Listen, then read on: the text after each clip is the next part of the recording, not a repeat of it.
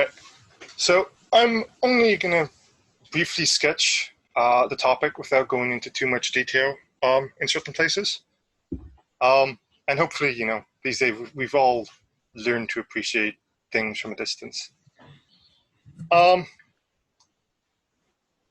so here are 3 Matroids. They're all representable, but because of their geometric structure, they require different algebraic structure to be representable over a given field.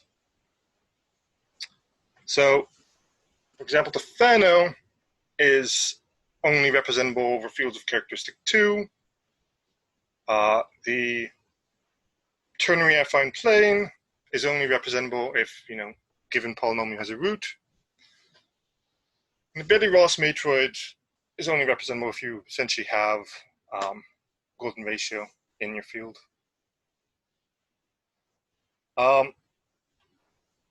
So generally, if you have a matroid,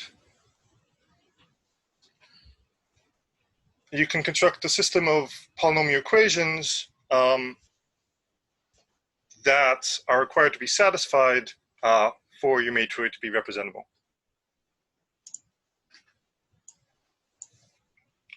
And to sort of prove this, just think of what a representation of the matroid would look like.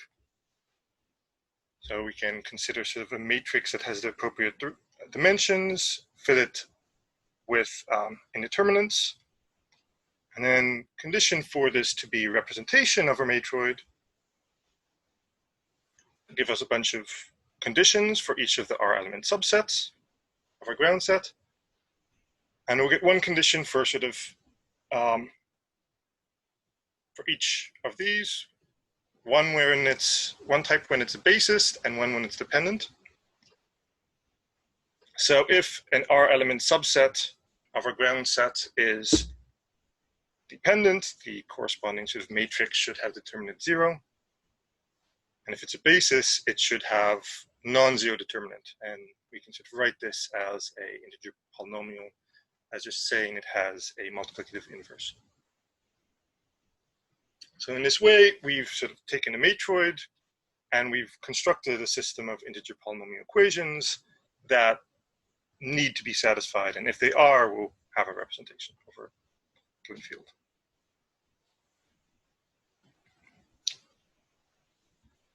This result immediately lets us use things from algebra or results from algebra. So it's sort of an immediate corollary of the sort of effective null-Stellensatz, which says that we can decide over algebraically closed fields when a system of polynomial equations or integer polynomial equations has a solution in this field. We have that, for algebraically closed fields, representability is decidable. And by effective quantifier elimination over the reals, Tursky, we have that real representability is decidable. So we've been able to say stuff about representations over fields because of sort of algebraic results.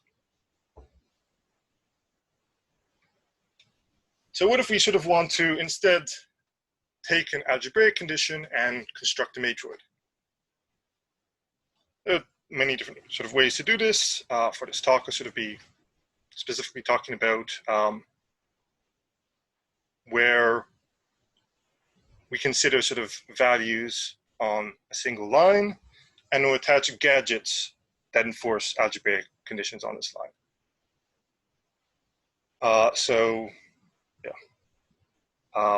We'll have sort of fix a point 0 infinity, and by sort of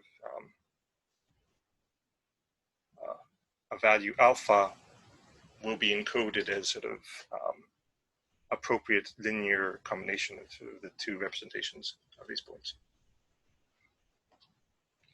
And our gadgets will sort of be attached to this line by sort of amalgamation, and we'll attach a bunch of gadgets, and yeah, you can sort of see that as long as our gadgets have L as sort of a modular line, we can do proper amalgams. So, idea of sort of encoding algebra through geometry dates back to sort of, I guess, the Greeks. But von Stout was the first to sort of do it without using measurements or circles. In 1857, with sort of his algebra of throws, where you have points in this way, sort of on lines. And he had sort of constructions that encode these algebraic relations. I'm not going to go over sort of his specific constructions, but I'll sort of give an example of one, and you can, some of them are fun to think about for yourself. So I'll go over that of sort of non-trivial addition. So if you have 0, x, y, and x plus y distinct, how can you sort of enforce this algebraic condition? And this matroid here will enforce the condition if you sort of have encoding on the line as previously described. Well, you can argue this using sort of representations and sort of the algebra there. I find sort of the real representation version much more illuminating, so I'm going to describe that briefly. So if we consider a real representation of this by sort of projective equivalence, we can fix this length and fix this length to be the same and consider sort of this point at infinity. And we'll have the distance between 0 and x be the real value x, and the distance between 0 and y be the real value y. And now the argument is essentially just similar triangles.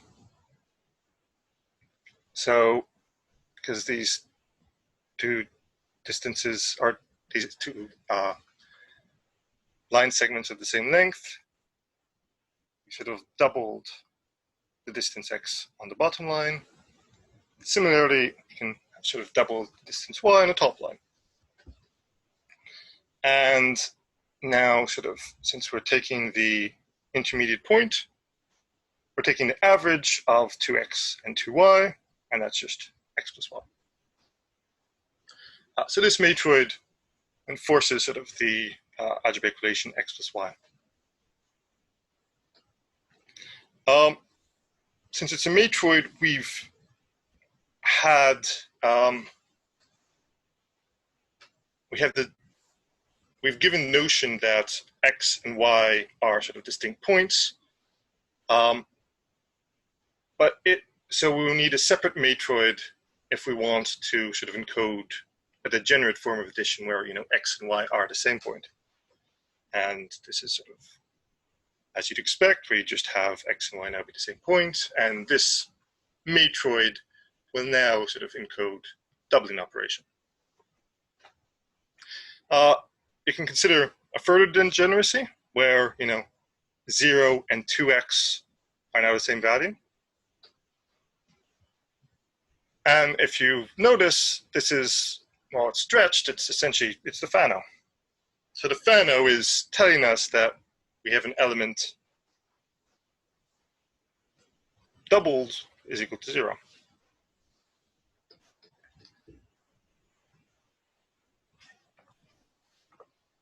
So this is the von Stout construction for addition.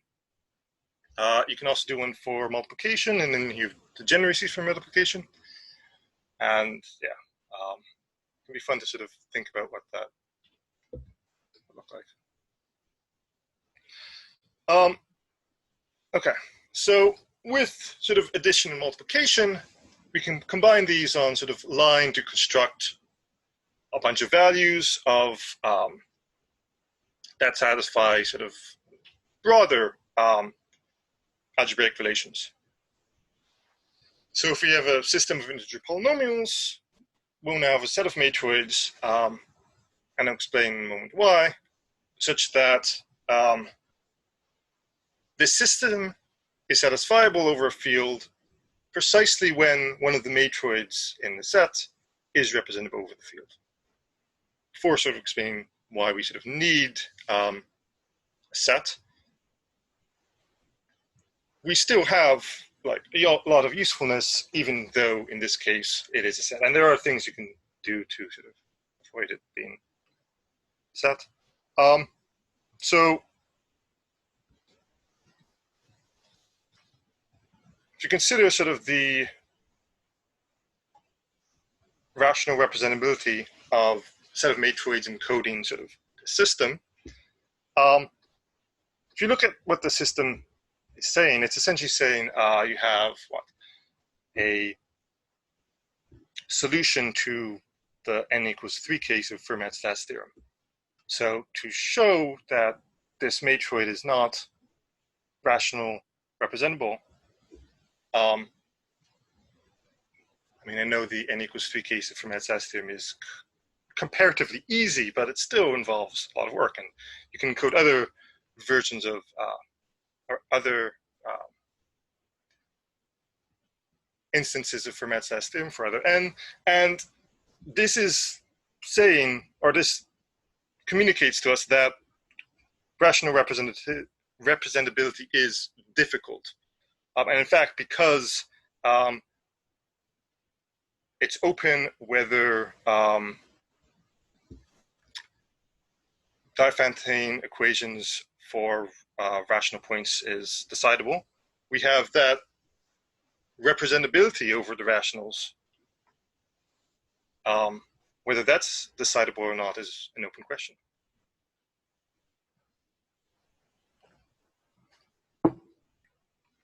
Okay.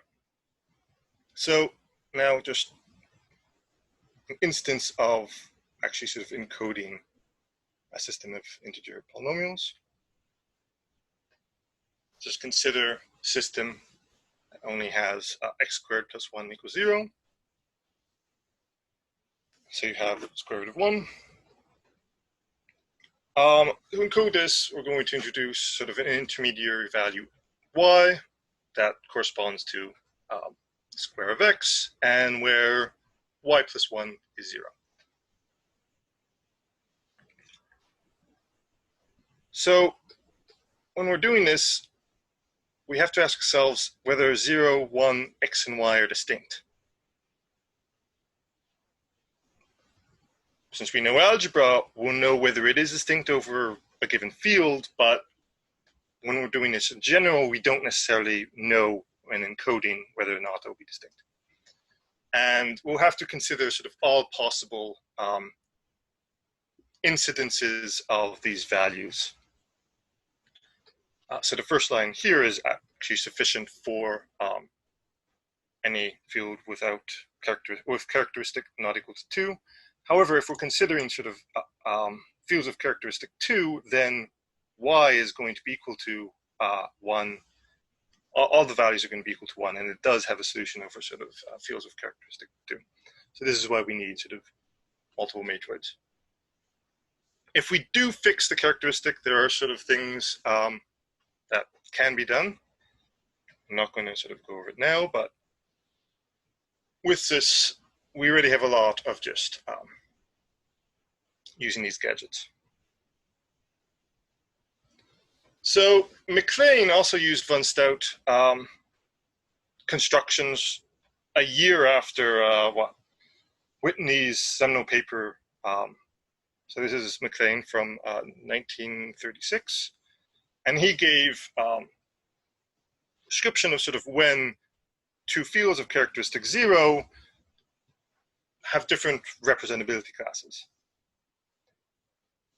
So for two fields, we have a matroid that is representable over one and not the other, precisely when we have an integer polynomial that has a root in the first but not the second, or former not the last. And the one direction just uses sort of minimal polynomials and encoding sort of minimum polynomial of value, and sort of the other direction you can replace transcendentals of sufficiently sort of large values.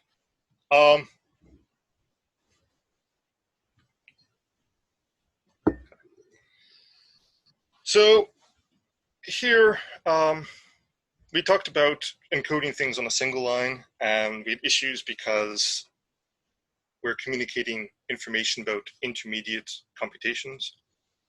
And there are instances where you might want to encode a system of equations of dissimilar form. So I'm now going to talk about sort of constructions where you have that will encode a collection of additive relations or a collection of multiplicative relations. So for additive relations, we should have a more global geometric structure. And the idea that this will hinge on is if we sort of consider this matrix here, where we've extended sort of a circuit by different, or so we've co-extended a circuit by a common point. And if we're considering sort of this matrix is singular precisely when sort of the corresponding values sum to 0. So if we do this encoding for collection of values, say Matroid, this will give us a Spikelike Metroid. Spikelike Metroid will have n lines that are sort of coincident. This is technically a tipped Spikelike Metroid. And it will have rank n. And if we select a non-tip point from each of these lines, we call this a transversal. Transversal can either be a basis or it can be a circuit hyperplane. It can be dependent or independent. And whether or not it's dependent or independent will tell us whether or not the corresponding values sum to 0 because of sort of this matrix here. So a transversal is dependent precisely when, its corresponding values sum to 0.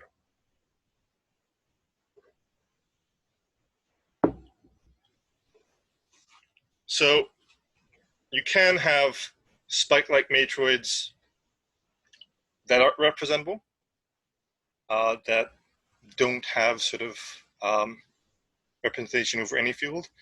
And one way to do this is if you don't have sort of the corresponding additive relations are inconsistent.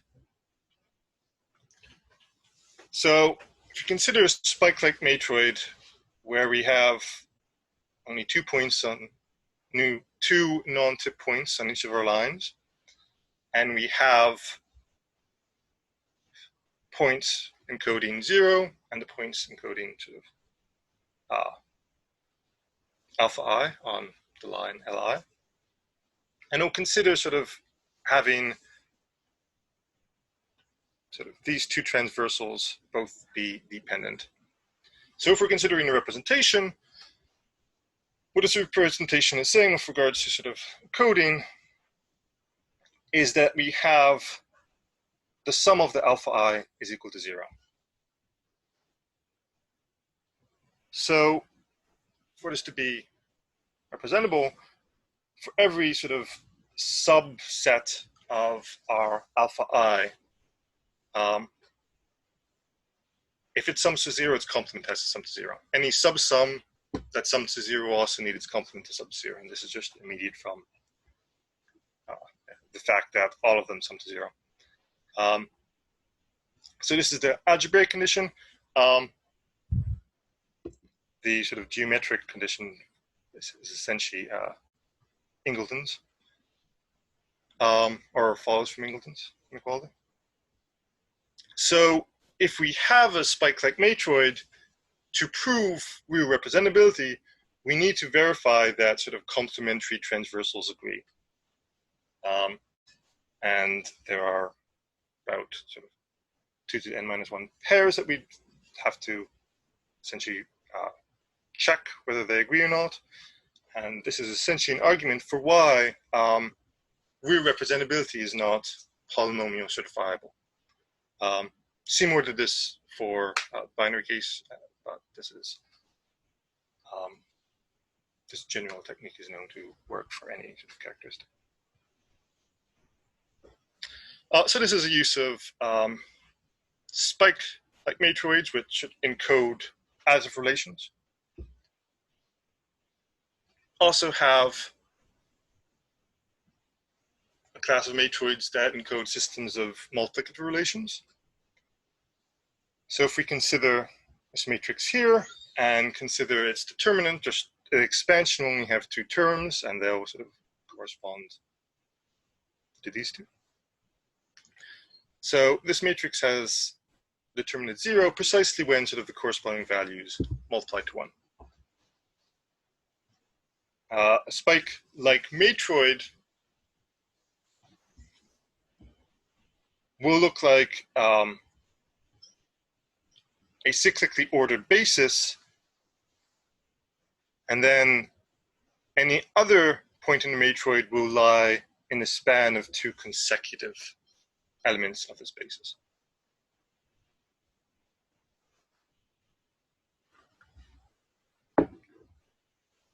So you can construct sort of a general family of Spikelike Metroids, and again, if they're inconsistent relations,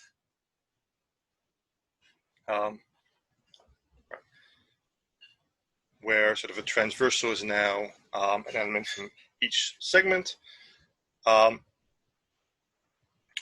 and transversals can either be basis or circuit hyperplane.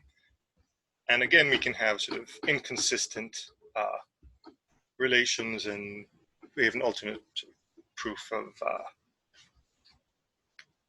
non-polynomial, that certifiability of representability is not certifiable. But this is sort of describes a collection of multiplicative relations. Okay, so we're going to give an example of sort of a nice Swirllike Metroid.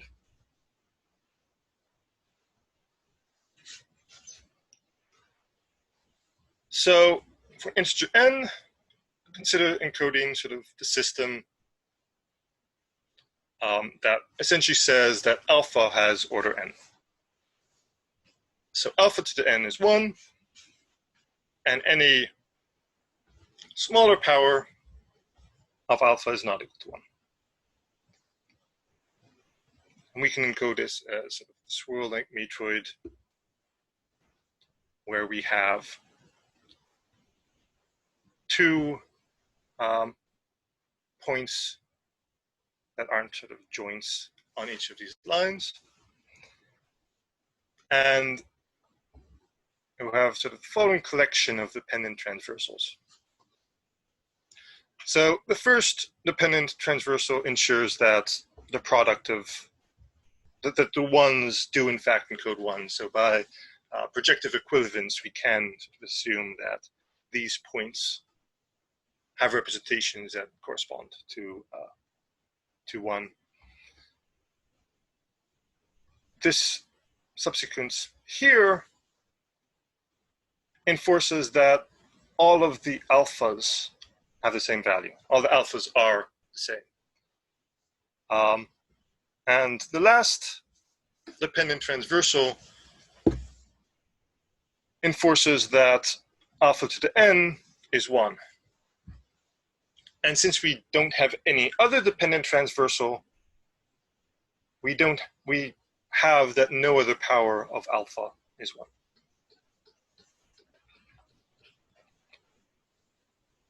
So considering sort of solutions to the system corresponding to sort of the representations, we have that all of these Swirllike Metroids are complex representable, because we have a root of unity for each n. But only for n equals 2 do we have a real representation, because 1 and -1 are the only roots of unity of the reals. And for other fields, or finite fields, we have that one of these Swirllike Metroids is representable if and only if n divides q minus 1. So if n divides q minus 1, it would have a root of unity of, or nth of unity, which will give us the condition we require.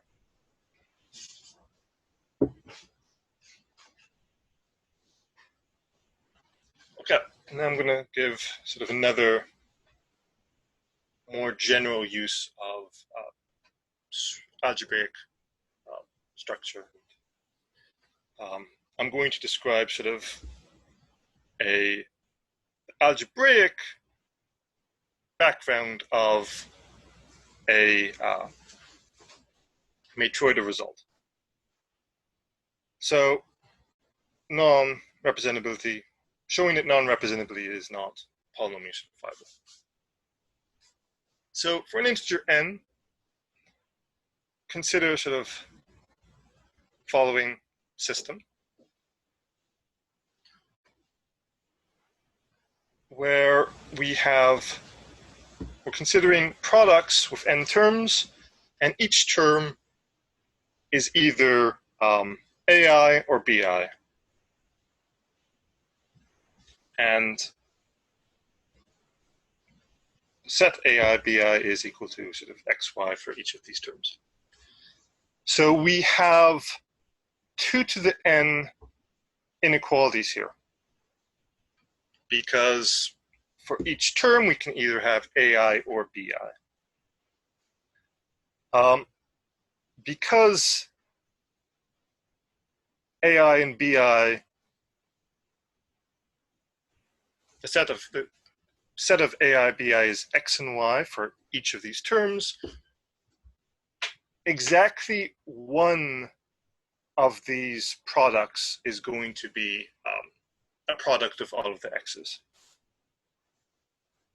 So this system of 2 to the n inequalities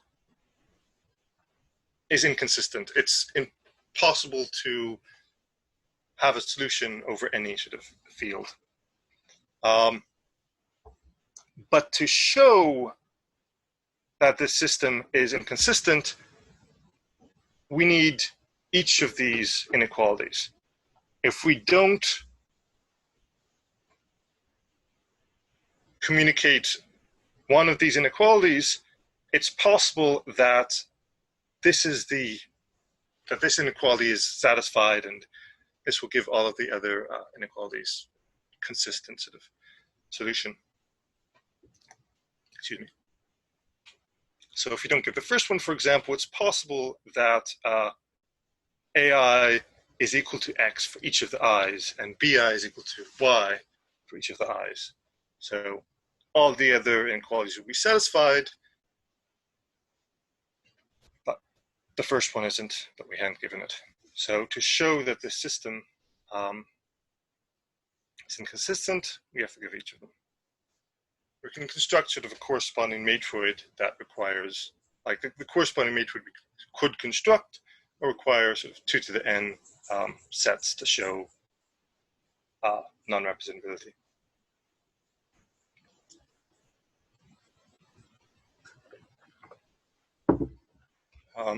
Just a quick comment. Might note that this technically isn't sort of a purely algebraic condition, it's sort of a set condition. But you can replace this with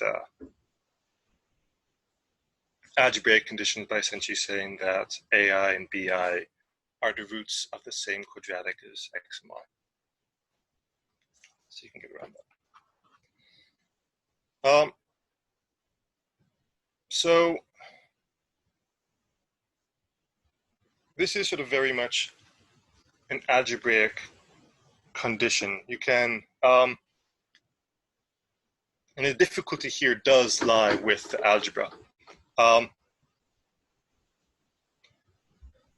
Sort of strengthening of the real case of this is sort of combining with the previous idea of not having any other root of unity besides, or root of unity beside 1, -1.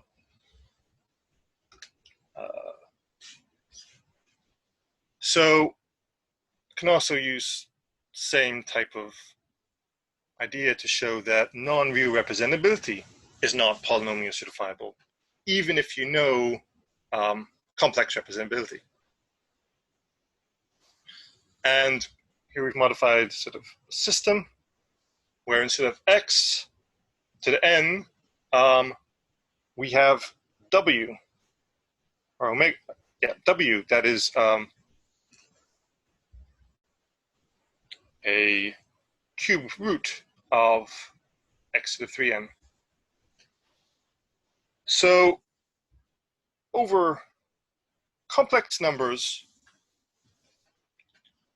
this system is satisfiable by taking w to be non-trivial root of a cubic root times x to the n. And this gives us sort of solution and a complex representation of the corresponding matroid. However, if we're considering the system over the reals, this equality here tells us that w has to be x to n, and then we just have the previous case. So this system is satisfiable with the complex, but not the reals. But to show us, you still need exponentially many of these inequalities.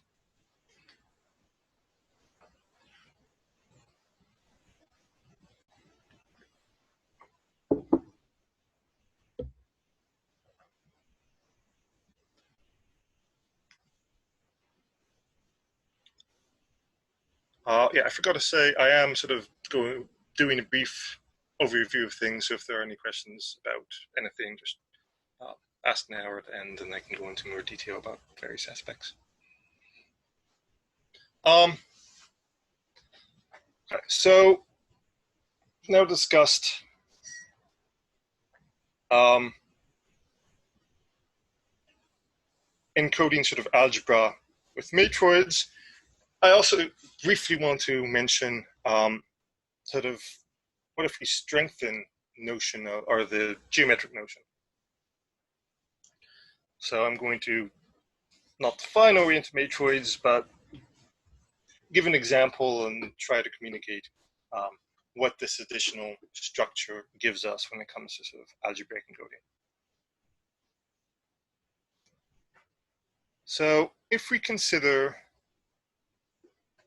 a real representable matroid, it's real representation, or more generally sort of matroid representable over any field,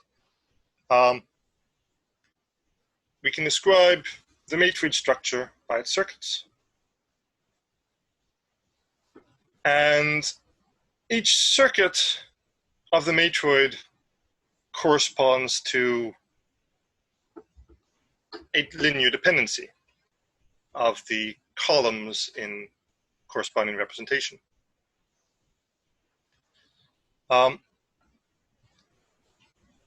Since we're over the reals, we can look at a linear dependency and consider the sign of each of the vectors. And this gives us a partition. The signs give us a partition of each circuit of the matroid. So now, if we were to look at circuit axioms, circuit elimination corresponds to an elimination of a variable in a linear dependence. Now that we have signs attached to linear dependencies, circuit elimination has to respect these signs in a sort of natural sense. So the partitions of circuits have to behave nicely when considering sort of circuit elimination. And you can sort of write this out and you get a nice condition that you do. expect even for sort of diagraphs, for example. So what does this mean? Does partitioning mean sort of in a geometric sense? Well, if we're considering sort of an affine drawing of Matroid corresponding to sort of a representation, the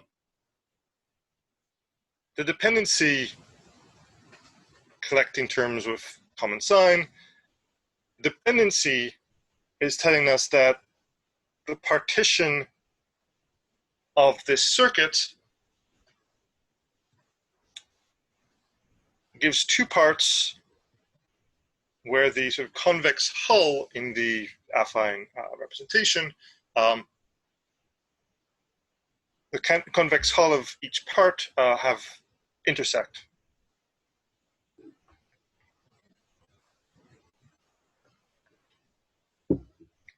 So oriented matroids, or an orientation of a matroid in some sense, gives, a sense of how the elements are oriented with respect to one another. So going back to how we've encoded elements on a line,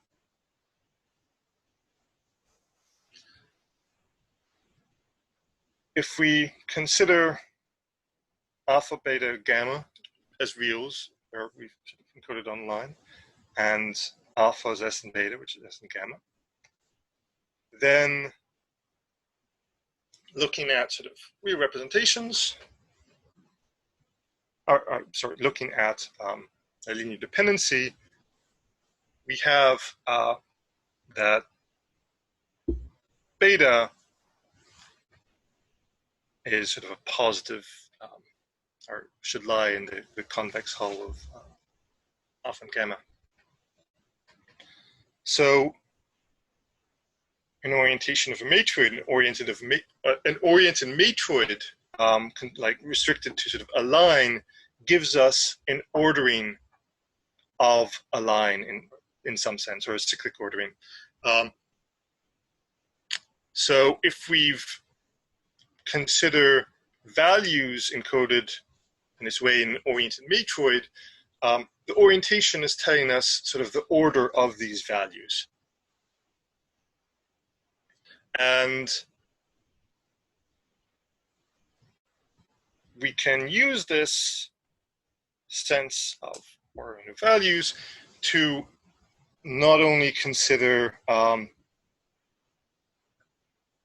systems of polynomial equations, or integer polynomial equations, but also systems of polynomial inequalities.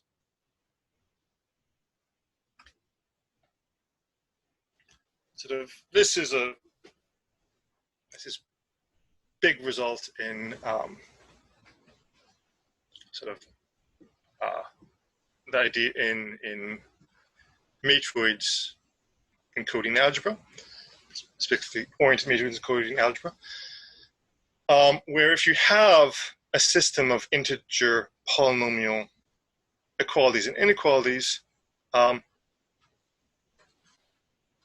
you can encode this system using an oriented matroid. Recall, though, that when encoding systems, we had issues with intermediate values possibly being the same or being, incidences of these. For oriented matroids, this is even worse, because when we're considering an oriented matroid, we have a sense of ordering of these values. So we need to get rid of this ordering or get rid of incidences, and this is why I'm not going to define it. We have sort of stably equivalent instead, where this is sort of used to obfuscate the order of the values. By realization space, this is essentially representation space, except when considering an oriented matroid, you also care about whether the representation has the same oriented structure as the oriented matroid. So here we're considering the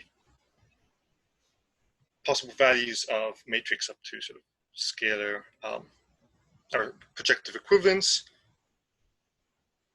where the representations we're considering satisfy the same or have the same oriented structure as given oriented matroid. So there are two sort of ways that this encoding can be done to obfuscate the intermediate values or and the ordering of values. One way that has been done by sort of a variety of people for this and related results is encode values with respect to sort of a different scale or line. You can think sort of how you can translate values from one line to another. Another way that was originally done by Nev is where we introduce two values, alpha and beta, or A and B, where A is much bigger than sort of 0, B is much bigger than A. And instead of relations of our original values, we're now considering relations where we've done sort of a polynomial transformation of each of these values. And this is where stably equivalent comes in. Stably equivalent, in some sense, is that values are related in a polynomial way, with possibly getting rid of variables. So if we've done this, then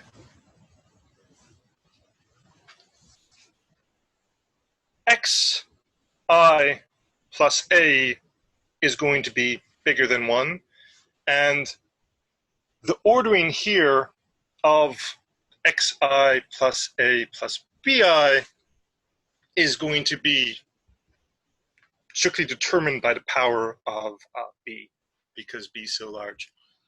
And the order of sort of the values and the intermediate values are strictly determined by b and a because they're so large. And yeah, so first by the power of b, and then whether or not a is included.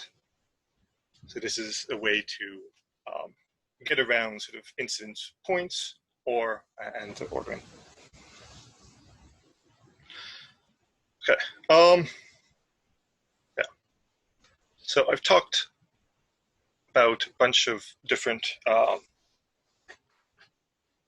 ways to sort of encode algebra and matroids, and given a couple of results. There are sort of many more usages, many more applications or instances where algebra has been, or encoding algebra has been used for sort of matrix results. I'm just going to sort of mention two, since this was Dylan briefly talked about this a couple weeks ago. So you can go back and sort of look how you might encode appropriate algebraic relations to show that, well, that for any sort of infinite field, F representability is not finitely axiomatizable over sort of the appropriate independent set language. Another area where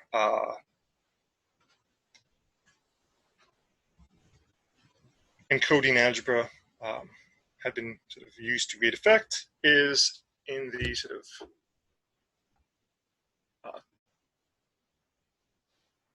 results relating to characteristic sets of a matroid. So for a given matroid, the characteristic set is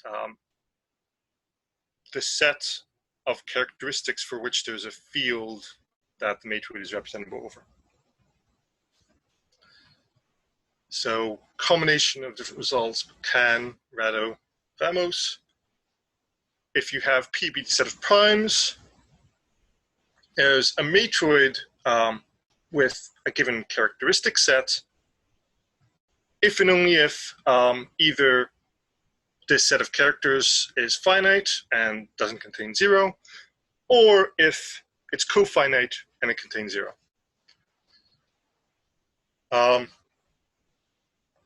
And the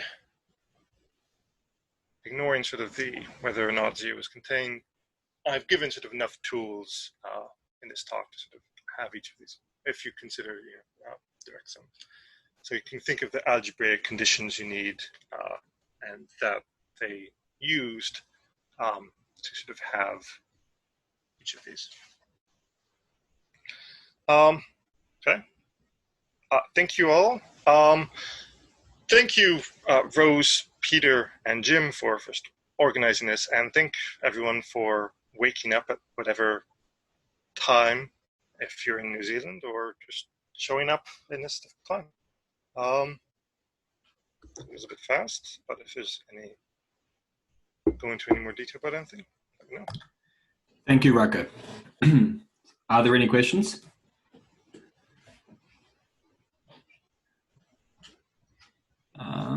Okay, I'll start us off. So what if you're doing this with frame matroids or bias graphs, if you like, and groups? If I give you any presentation for a group, can you give me a frame matroid that can be realized over that group if and only if something holds? I think Dylan was doing something like this recently, but you can do, you need certain algebraic conditions to be satisfied if you're using frame matroids, but it does let you get away with. I know you can do some things, but I don't know what else you, I can't put it concretely. You can do some non-commutative stuff, I think, just by having, specifying different orders. I think the quaternions, for example, might be interesting to think about, but groups, yeah. I'm sure there's some condition you'd need satisfied for it to be possible, but I don't know offhand. Sorry. All right, so we have a question in the chat from Ben Moore. He says, way back at the start, you mentioned that rational representability was not decidable due to Diophantine equations. Why doesn't the negative answer to Hilbert's 10th problem provide a negative answer to this? Hilbert's 10th problem is for integer. It's still open for rational, which, yeah. So Hilbert's for the rationals is open, which is sort of an interesting, and I don't know enough of the algebra background for why it's, I don't know the negative answer for the reason for that, unfortunately, but yes, I know it is 1970. Yeah, it's essentially because we're considered the rationals and not the integers solutions. Yeah, so Ben says, why can't you clear the denominators? But I guess there's something subtle going on there. For homogeneous, you can, but yeah, exactly. I mean, I gave a homogeneous, well, not a homogeneous one. I mean, yeah, any Fermat last theorem is homogeneous, but in general, yeah. Are there any other questions? I have a question. My name is Lorenzo. My email address is showing up here. So my name is Lorenzo Traldi. I'm curious about equations that are not over the integers, but over the two-element field. In particular, I'm interested in a characterization of a class of graphs called circle graphs by a set of equations due to a mathematician named Nagy, gosh, more than 30 years ago. And I'm curious whether you can kind of construct in abstracto from a set of equations a matroid whose representability would decide the satisfiability of the equations. This is a family of binary equations that characterize a class of graphs called circle graphs. Yeah. And whether you could just construct directly from the equations a class of, an individual instance of a matroid whose representability determines whether or not the equations are satisfiable over the two-element field. Are they polynomial equations or linear? They're linear, right? They're weird though in some way, right? There's like a if this one, then I can't remember. Yeah, They have to do with the adjacency conditions involving sets of 3 vertices in a graph. So they're a very low. When you first look at them, they don't look like they're detecting global information about the graph. They look very local. Yeah. So this is but you're going to have a whole bunch of them because it's for each collection of 3 vertices. Yes. So these tricks work for any field, but only any infinite field. So you'll want solutions over the two-element field, and I think that would mean that these methods won't work. Is that right?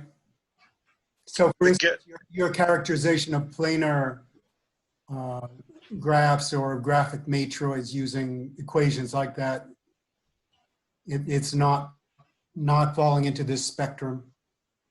Yeah, so the results basically say if I've got this system of integer polynomials, then I can make a matroid. So I can make a set of matroids so that the original system will have a solution over some given infinite field, if and only if one of the matroids is representable over that infinite field. But for finite fields, I don't know anything like that. And the problem is you end up constructing fairly long lines in these constructions. So you're not making binary, the matroids you're not getting aren't binary. There might be a way to encode binary linear equations into a binary matroid. I don't know. I haven't thought about that, but I don't know how to. I don't know how to do it. Thank you. I'm curious because I recently was able to prove, along with Robert Breeder, that there is a matroid associated with a graph that satisfies a certain notion of representability over a non-binary field, if and only if the Nagy equations are satisfied. And I was curious whether we could have just applied this machine instead of spending the months of work we put in. Thank you very much. The lot of difficulty sort of here is figuring out what gadgets work. Because depending on what you're doing, different gadgets may or may not be enough. If you fix the characteristic, that's one thing that sort of lets you have consistent or easier way to encode things. But often, yeah, you need sort of infinite field just for the freedom to have gadgets and configurations you like. Are there any other questions for Rutger?